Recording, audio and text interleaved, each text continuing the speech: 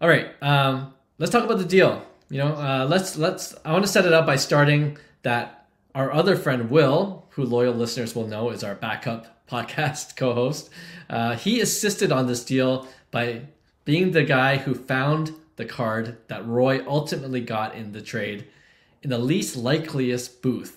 So let's take it from there. You wanna So the whole thing was, I think it was John that mentioned it in our podcast in terms of tips at the expo, saying that, you get an idea of what type of dealer they are. So if you have, for instance, a bunch of hockey slabs and then you see one baseball slab, you'd be more willing, that guy is more willing to deal on that baseball slab because he probably made a trade to kind of acquire that, but he's not necessarily married to it.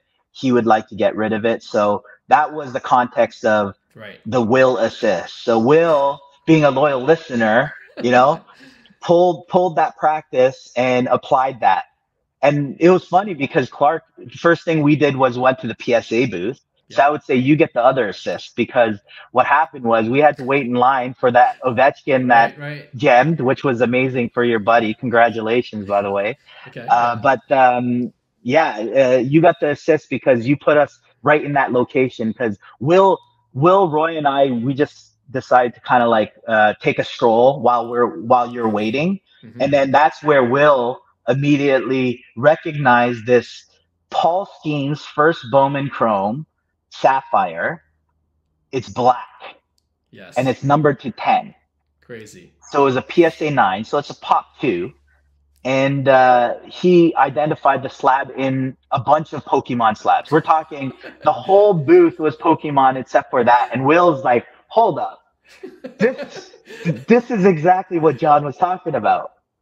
Right. And Yeah. then that's where he called myself and Roy over, and Roy started negotiating right away, which he did a good job. He controlled kind of like that whole negotiation. There's a lot of back and forth. There was a couple times I was like, oh, I don't know if they're too far off, Right.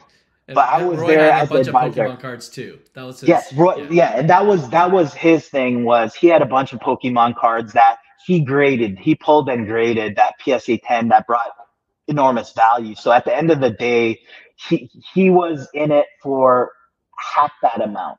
So Hmm. whatever trade value was. So I think it was like, I want to say 2,200 or whatever it Around there. was Yeah. Canadian.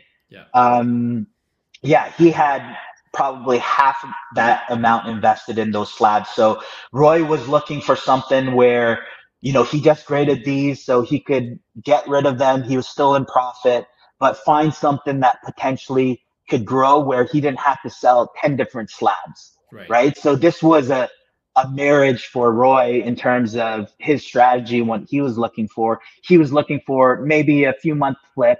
So it was a perfect timing where baseball's starting to die down, and then but in March, April, it's going to get really hot, and someone like Paul Skenes, who's not going to throw a single pitch until next March, is pretty much his prices are protected, and you're buying at a pretty low price, which I think Roy overall won in terms of the deal, like just thinking how much he's actually in that Paul Skeens black Right. first Bowman Chrome, and then his strategy to sell it in March. I think he's going to do really well. I think he's going to. It's a deal to where Paul Hickey would be like, you know what, that was a good deal. That was a Right. great flip. That's a great profit. Yeah, that's an amazing story. And I know in hockey you only get primary and secondary assists, so I appreciate you giving me the secondary. But You get the secondary. Young, you get the tertiary. Okay, I know it doesn't exist, but you were I'm helping just an with. advisor. Yeah, I'm exactly. just an That's advisor. something. That is something Yeah, yeah, because yeah. you knew about Paul Skeens, his potential. Oh I'm yeah, sure yeah, yeah. Roy didn't know anything about Paul Skeens, really. In No. terms of like this. And the Yeah. crazy thing is, a year ago or 2 years ago, we probably wouldn't have done this deal because we weren't a believer necessarily in pitchers, Right. right? We would never invest in pitchers like that. But Paul Skeens has changed the narrative a bit. Yes, 100%. And it's funny you mentioned that because I want Chris Begg back on our podcast because we made fun of him the whole time about It's his time to buying shine. pitchers. Yes, we to be fair to Begg, we need to get him back. And he could glorify pitchers again. But it just might be Paul Skeens and Otani when he comes back. But anyway, amazing story. I love how everything it turned out. And when it happened, we were like, we have to talk about this on the pod. So Team effort win. Yeah, absolutely.